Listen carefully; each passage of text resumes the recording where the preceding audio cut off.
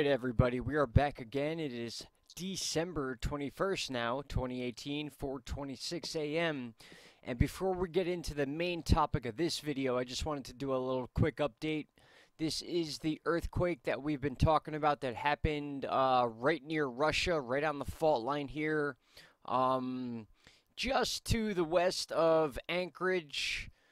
Which also had a major quake. Now, what I wanted to show you here were the actual buoys that were set off by this quake in Russia. Now, check this out. There's 1, 2, 3, 4, 5. So, being that this was such a shallow quake and such a big quake, this does make sense to me. But when you see 4 going off at once, we did this before down in the Australia area when we had a big quake. When you see this many going off, you know that this thing was very significant.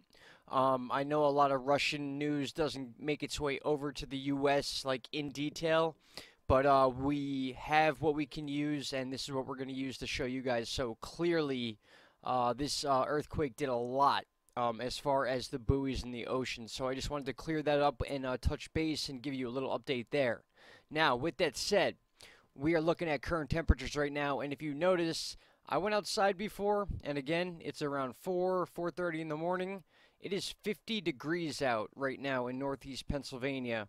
Not 24 hours ago, it was in the teens. So this is definitely worth pointing out, and you can see it's a strip that's going along the southeast states to the northeast states. I don't know if this has anything to do with the warm moisture being pulled up, causing the severe weather in Florida, and then now in the Bay Area near North Carolina, rather, and then Virginia and Chesapeake Bay. So a little bit of warm air coming up here. It's not going to last long, but it is there. And we got to remember these deep, very shallow V-looking jet stream dips, they come and go quick. So we're going to get these little mild things, and they're going to get very cold, and then it's going to get mild again. Basically flu season times 10. So, all right, we went over the buoys, we went over this, and now let's get into what the point of the video is. Ladies and gentlemen, we have recorded a 111 mile per hour gust. This is on Mt.Baker. For those of you that know where that is, we are going to look at it right now real quick on Google Earth, actually, while I search around for what I'm looking for. Here is Mt.Baker right here. This is considered in Washington State. This is also including Canada. There's actually been one reported death in Canada due to these winds. This is not so much a rainstorm as it is a windstorm. As you can see, Mt.Baker, 111 miles per hour. That is equivalent to a Category 3 hurricane. Now, when I go to the articles about this situation, the average mile per hour were 70 plus, which is also within category range. So over the last week or so, we've been seeing Category 1 to 2 to 3 force winds slamming the West Coast, slamming the East Coast, all over the place, down in the Gulf.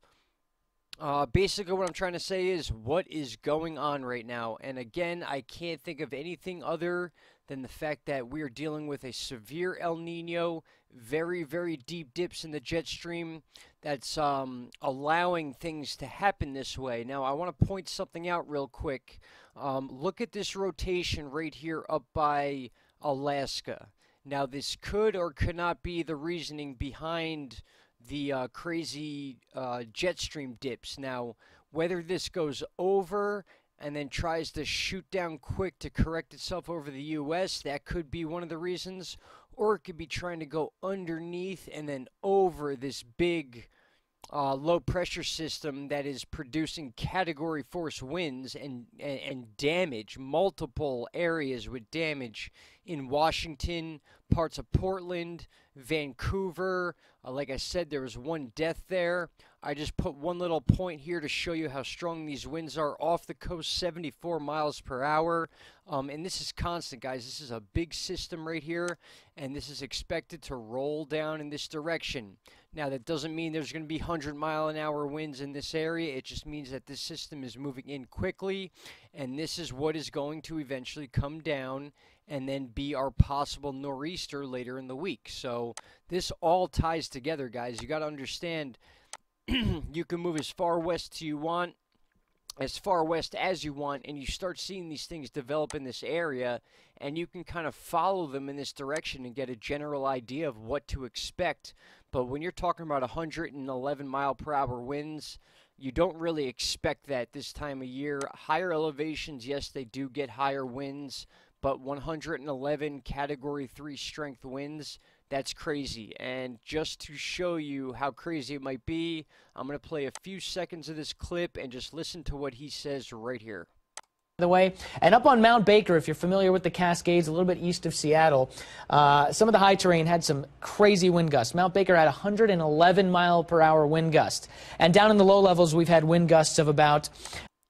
Okay, with that said, I don't want to play too much, but I brought up some pictures for you. This is the picture he was just about to show, and the point he's trying to make is that I always do this, I make this point all the time. The closer these rings are together over a low pressure system, the higher the wind rates are going to be, and you can see how they're very tight going right up to this area, and then right around here is Mt.Baker. So it does make sense that this high altitude area did receive these winds, but we're talking Forks, Astoria, Portland, Newport, all receiving reports of 70+ mile-per-hour winds. And not only that, but you got to understand the waves crashing in, the beach erosion, people being displaced. There's over 300,000 people with no power right now just in the Seattle area alone. What else do I got here? Geez, is there anything else? I mean, what more could we be dealing with at this point? We already talked about Sarasota and the rain. So yeah, this is specific to Washington. An average of 70 to 80 mile-per-hour winds. It's going to go for the next 24 hours. And if you don't see that 111 mile-per-hour wind gust in the news tomorrow, if not early this morning, which it already is, then I don't know what to say. You can come here and check it out.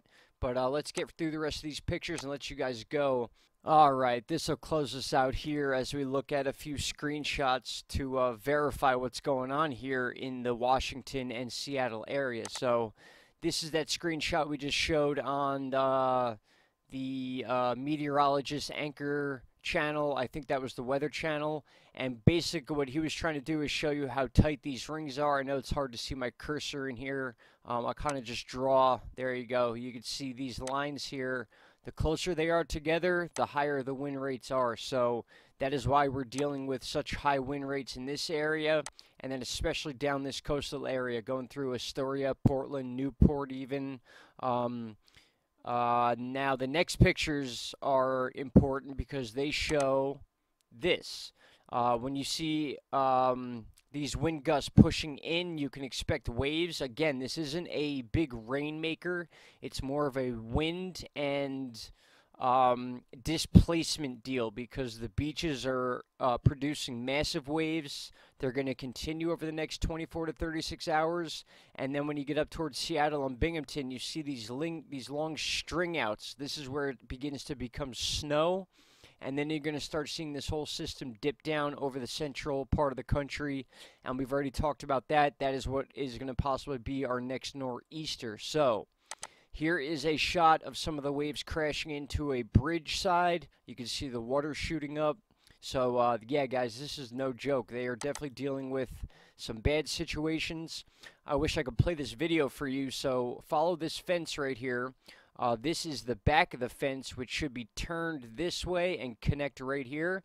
But right in the middle of the video, this breaks apart. It swings this way, slams into that, and then comes back and breaks off right here, and cars have to swerve around it.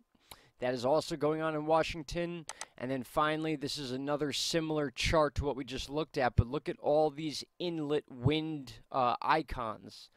They only put these here when they are very, very extreme, and extreme by being hurricane force, 70 to 80 miles per hour, and then, like we said, in the higher elevations, over 100 miles an hour. So definitely worth talking about, guys. Again, Another late video. I'm sorry. Hopefully you guys get to see this when you wake up in the morning, but so much going on. It's crazy. And just to show you, Category 3 is 111 miles an hour to 130.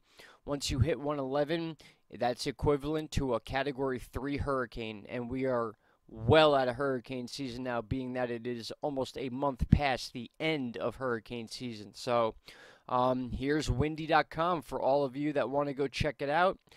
This is the system that is just ravaging Seattle, Washington, all the way down to Portland, Oregon, and then into California eventually. And we're going to have a lot of talk about, guys. So thank you again for paying attention.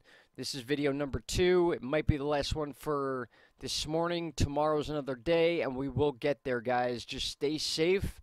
Stay prepared, and keep checking the channel. We're going to have updates every day here, and we once again, we are going to be taking this channel in another direction. We're going to be covering a lot more material, such as breaking news and things that we feel you need to know. We're going to avoid the politics, so don't even bother trying to bring that stuff up. We don't want anything to do with that here. We are strictly talking about weather and global events that affect us as human beings. Being outside and doing things that we want to do. So that's what this channel is about. And sooner than later, whether Caroline likes it or not, we're making her a channel. And then all the ladies out there, you can follow her. She's got some great ideas. And it's time for her to be able to take credit for her ideas rather than me getting these links from her and posting them on my channel. So I want her to have her own format to use to gain followers, and I know she's got a lot of fans out there, so be prepared, guys. We got a lot in the future. We have giveaways coming up, and in fact, we're going to try to do one before Christmas. Might be a little hard. It might be a New Year's giveaway, but stay tuned, and you will know the latest. Thank you guys so much, and we will talk tomorrow. Bye-bye.